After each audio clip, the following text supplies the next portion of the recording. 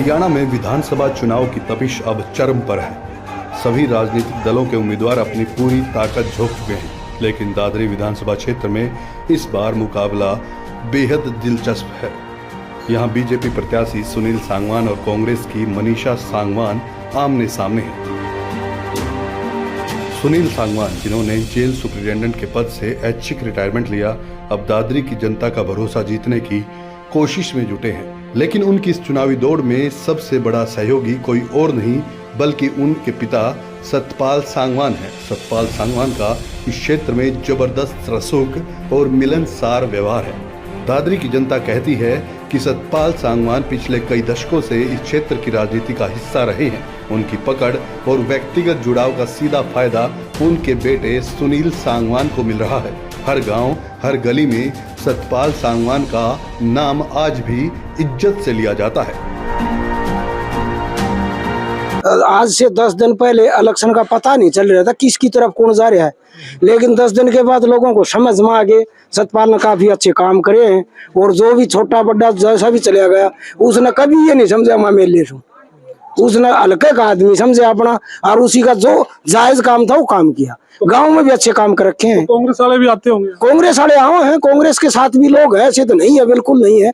लेकिन अब 5-7 दिन से रुझान ऐसा हो गया कि सतपाल सांगवान शायद मेरे हिसाब से 20-22 हजार वोटों से जीत सकता है। सतपाल साहब पिछली 2 बार एमएलए विधायक रह चुके हैं सर की दादरी से, तो मंत्री भी रहे हैं, तो उन्होंने भी अपनी मंत्री पद रहते हुए कुछ काम करवाए हैं जी। इसको हम भुला नहीं सकते, कुछ करवाया है जी। लोग याद रखते हैं याद रखते हैं उनका काम। उनका पर्सनल वोटर बैंक है जी उनके पास। अच्छा लगता है बीजेपी का, चाहे वो इंडिया में और चाहे हरियाणा में हो, लेकिन बीजेपी का जो विकास देखने में आया वो 70 साल में नहीं आया।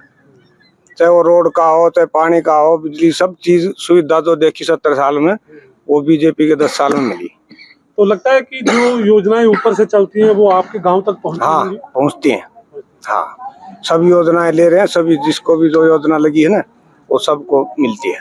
तो हमने तो जी सुनील सांगवान लगा जीतेगा बिल्कुल 100 का 100। क्यों लगा आपको ऐसा? काम करे इनके पिताजी ने करे, कितने साल रहे, सब हर एक आदमी जानता है। इतनी 10-20 हजार तो उठ बैठे, हर आदमी का दुख सुख में साथ देता है जी। सतपाल आता है सारी बार गाँव में, सारी बार। और ये नया चेहरा किसी को तरह वो ज्ञान नहीं। वहीं दूसरी ओर कांग्रेस की मनीषा सांगवान राजनीति में एक नया चेहरा है। हालांकि उनके खिलाफ जनता में कोई खास विरोध नहीं, लेकिन उनकी सबसे बड़ी चुनौती है जनता का विश्वास जीतना।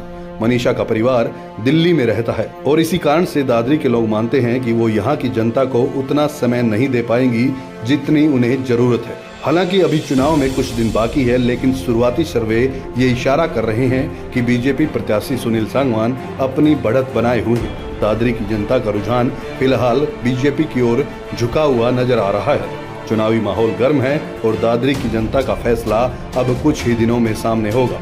देखना दिलचस्प होगा कि सुनील सांगवान अपने पिता की राजनीतिक विरासत और जनता के भरोसे को जीत में बदल पाते हैं या नहीं।